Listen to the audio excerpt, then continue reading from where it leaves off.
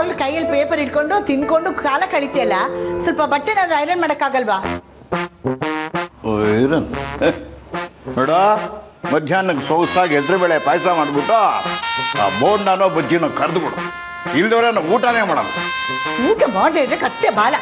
ಬಜ್ಜಿ ಅಂತ ಬಜ್ಜಿ, ನೀನ್ ತಲೆನೇ ಜಜ್ಬಿಟ್ಟು ಬಜ್ಜಿ ಮಾಡ್ಕೊಡ್ತೀನಿ, ತಿನ್ಕೊಂಡು ಕೂತ್ಕೋ. ಅದೇನಂತ ಗಂಟು ಬಿದ್ದಿಯೋ ನನಗೆ. ಯಾವ ನಕ್ಷತ್ರದಲ್ಲಿ ಹುಟ್ಟಿದ್ಯೋ ಮಾರಾಯ? ನಕ್ಷತ್ರ ಕಣೆ, ಅದಕ್ಕೆ ನೋಡು ನನ್ನ ಕೈ ಯಾವಾಗಲೂ ಹೀಗೆ ಇರುತ್ತೆ, ವರ ಕೊಡೋ ಥರ ಹೀಗೆ ಇರುತ್ತೆ ತೆಗೆದು.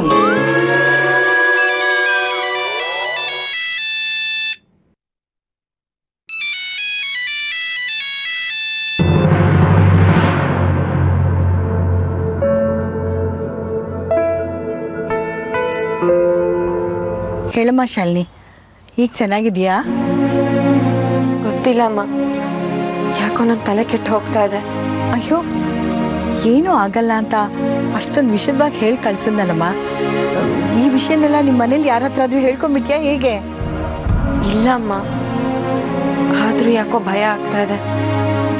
ಯಾರೋ ಬಂದು ನನ್ನ ಜೀವನ ಹಾಳು ಮಾಡ್ತಾರೆ ಅಂತ ತುಂಬ ಆತಂಕ ಆಗ್ತಾ ಇದೆ. ಯಾರಮ್ಮ? ಇದ್ದೋನೊಬ್ಬ, ಅವನು ಹಾಳಾಗಿ ಹೋಗಿ 8 ವರ್ಷ ಆಯ್ತಲ್ಲ. ಅವನು ಮತ್ತೆ ನಿನ್ನ ಜೀವನದಲ್ಲಿ ಬರಲ್ಲ. ನೆಮ್ಮದಿ ಆಗಿದೆ. ನೆಮ್ಮದಿ? ಅವತ್ತು ಬಿಟ್ಟು ಹೋಗಿದ್ದ ಮನುಷ್ಯ ಈಗ ನನ್ನ ಗಂಡನ ಜೊತೆ ಕಾಣಿಸ್ಕೊಳ್ತಾರೆ ಅಂದರೆ? ಶಾಲಿನಿ, ಏನಿದ್ರು ನನ್ನ ಹತ್ರ ಹೇಳ್ಕೊಳಮ್ಮ. ಇಲ್ಲ, ಅಮ್ಮಂಗೇನಾದರೂ ರಂಜಿತ್ ವಿಷಯ ಹೇಳಿದ್ರೆ ತುಂಬ ಗಾಬರಿ ಆಗ್ತಾಳೆ. ಪಾಪ, ಅವಳ ಕಷ್ಟನೇ ಅವಳಿಗೆ. ಏನಿಲ್ಲಮ್ಮ, ಅಭಯ್ ಸಡನ್ನಾಗಿ ಬಂದು ಡ್ಯಾನ್ಸ್ ಪಾರ್ಟಿ ಇದೆ, ಹೋಗಲೇಬೇಕು, ನೀನು ಸಾಧ್ಯವಾದಷ್ಟು ಕುಣಿಲೇಬೇಕು ಅಂತ ಫೋರ್ಸ್ ಮಾಡ್ತಾ ಇದ್ದಾನೆ. ಅದಕ್ಕೆ ಭಯ ಆಗ್ತಾ ಇದೆ. ಅಯ್ಯೋ ನನ್ನಮ್ಮ, ನಾನು ಎಷ್ಟು ಹೆದರ್ಕೊಂಡ್ಬಿಟ್ಟೆ ಗೊತ್ತಾ? ಅಷ್ಟೇ ತಾನೇ. ಈಗೆಲ್ಲ ಪಾರ್ಟಿಗೆ ಹೋಗೋದು, ಡ್ಯಾನ್ಸ್ ಮಾಡೋದು ಎಲ್ಲ ಸರ್ವೇ ಸಾಮಾನ್ಯ. ಹೋಗು, ಅದಕ್ಕೇನಂತೆ. ಹಂಗಲ್ಲ ಅಮ್ಮ, ಅಲ್ಲಿ ಯಾರ್ಯಾರೋ ಹೊಂದಿರ್ತಾರೆ, ಅವ್ರ ಮುಂದೆ ಎಲ್ಲ. ಏನೂ ಪರವಾಗಿಲ್ಲ, ನೀನು ಯಾರಿಗೂ ಏನೂ ಕಡಿಮೆ ಇಲ್ಲ. 3ನೇ ಕ್ಲಾಸಲ್ಲಿ ಇದ್ದಾಗ ನೀನು ಎಷ್ಟು ಚೆನ್ನಾಗಿ ಡ್ಯಾನ್ಸ್ ಮಾಡ್ತಿದ್ದೆ ಗೊತ್ತೇನೆ? ತಾರಕ್ಕ ಬಿಂದಿಗೆ ತಾರೆ ಬಿಂದಿಗೆಯ. ಅಯ್ಯೋ, ಏನು ಮುದ್ದ ಕಾಣಿಸ್ತಿದೆ ಗೊತ್ತೇನೆ ಆಗಲ್ಲ. ಅದಕ್ಕೂ ಇದಕ್ಕೂ ತುಂಬ ವ್ಯತ್ಯಾಸ ಇದೆಯಮ್ಮ.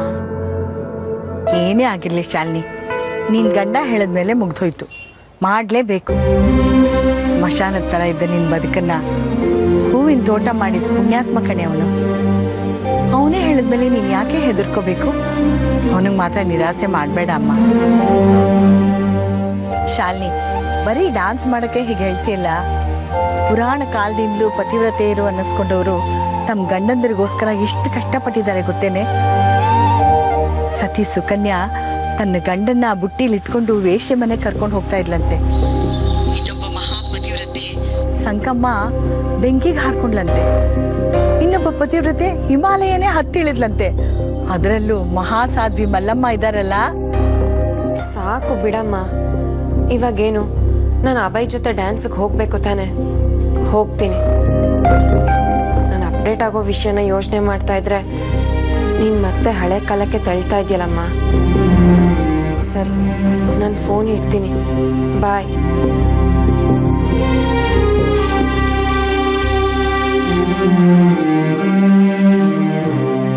ಉಪದೇಶ ಬರೀ ಮಗಳಿಗೆ ಮಾಡಿದ್ರೆ ಸಾಕು, ನೀನೇನು ಪಾಲಿಸೋದು ಬೇಡವಾ? ಏನ್ ಪಾಲಿಸ್ಬೇಕು? ಅದೇ ಹೇಳ್ತಿದ್ಯಲ್ಲ, ಒಬ್ಳು ಹಿಮಾಲಯ ಹತ್ತಿದ್ಲು, ಇನ್ನೊಬ್ಳು ಬೆಂಕಿಗೆ ಹಾರ್ಕೊಂಡ್ಲು ಅಂತ. ನೀನಂತ ಗಂಡ ಸಿಕ್ಕಿದ್ರೆ ಬೆಂಕಿಗೆ ಹಾರ್ಕೊಳ್ಳೇಬೇಕು.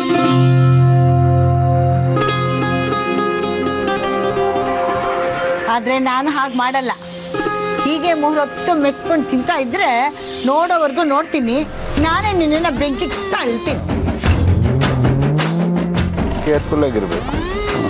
ಕೇರ್ಫುಲ್ ಕಳ್ಸೇ ಬಿಡ್ತಾಳೆ.